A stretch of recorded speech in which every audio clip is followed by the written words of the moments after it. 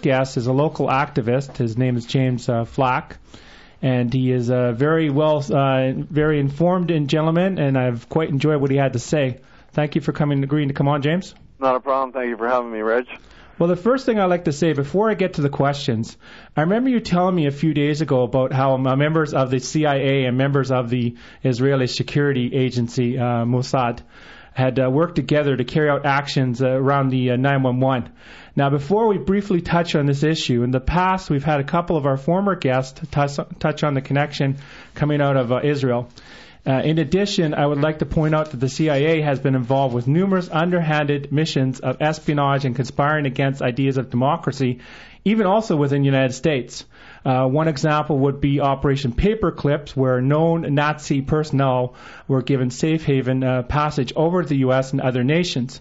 With this in mind, one could even throw out that there is all this shadow action of the past within the CIA could quite easily permit a new version of neo-Nazis to use their organization to cover. Then from this position of power within the CIA and certain levels of the FBI, these shadowy figures could quite easily have allied themselves with known world terrorists whose horrendous actions of terror and murder could have kept the prying eyes away from the prying eyes of the world away from the shadowy group's activities. And let's also throw out that there's and all of this would have been funded by drug smuggling out of the Middle East and South America. With all this said, and there's too many other points I could cover to continue on with this shadowy group that I have spoke of. Basically, what happens is I'm talking about there was a fictional novel that I wrote and copyrighted back in April 20th, 2001 in the U.S. Library of Congress, protected back to 1997. And I talked to the shadowy group. I didn't talk about the members of the Israeli security agency, but I talked about the FBI and the members of the CIA being involved in this and the rising again of the Nazis. And I'm going to be putting this novel out in the next couple of days towards the end of this month. I'm going to be putting it out in the ebook format. The reason why I wanted to talk about that.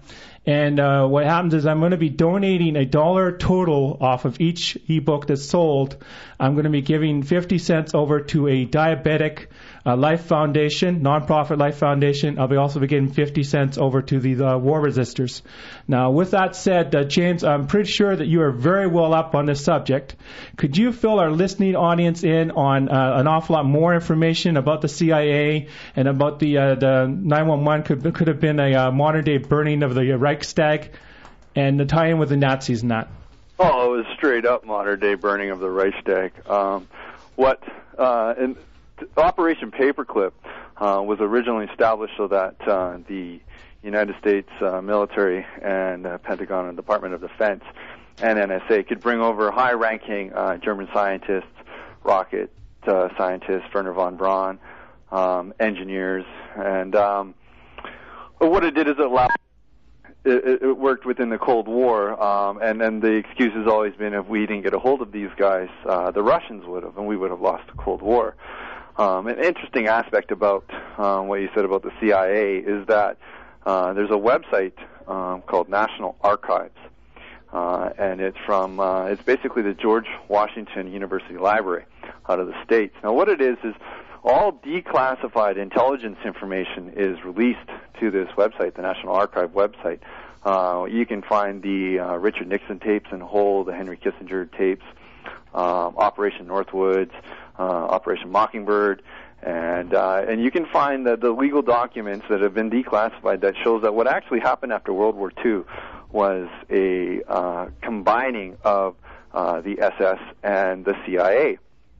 And one of that allowed is when Germany was split up into West and East Germany, it allowed the intelligence operations of the CIA to work in Germany and throughout Europe, which you had Operation Gladio, which was NATO terrorist attacks in Italy, blamed on left-wing communism, to get people's support behind that government at the time's, plans.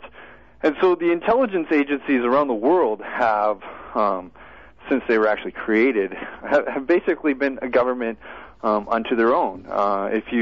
There's a book out by a professor from American University, Chris Simpson, who wrote The Sociology of War, in which he talks about the Rockefeller Foundation, the Carnegie Foundation, the Ford Foundation, and how all these foundations and think tanks have, from since their inception, funded sociology programs into support of war propaganda, have funded the CIA. And so if you look at that, you look at USS Liberty, the fact that there's legal documents that said that the American government knew what was going on and that the Israeli government knew that it was an American ship. And if you look at the Gulf of Tonkin, which last year they released and said, yeah, that was, lie. It's not a stretch at the beginning to look at 9/11. Now, in saying that, there's no direct intelligence or facts out there, none that I can find, that said that the Mossad was involved directly in 9/11. However, in saying that, there's a whole lot of evidence that supports that the Mossad knew about 9/11 and knew that it was going to occur. You have the telecommunications company that was in WTC-7 or WTC Towers that was later found out to be a Mossad ring, and it was a telephone company that tracked all the phone calls and the billing and everything else of every citizen in the United States. And a week before, or 2 weeks before the 9/11 attacks, they pulled out of the building, violated their lease. You have the 60 individuals that were detained by the American government of Israeli background after 9/11. You have the white van that was reported by Dan Rather on ABC, traveling over the George Washington Bridge that had 2 towers on it, a plane going to the towers, packed full of explosives. You can find the police report online where the police talks about what it is, what's on the van, and that van was detained on the morning of 9/11.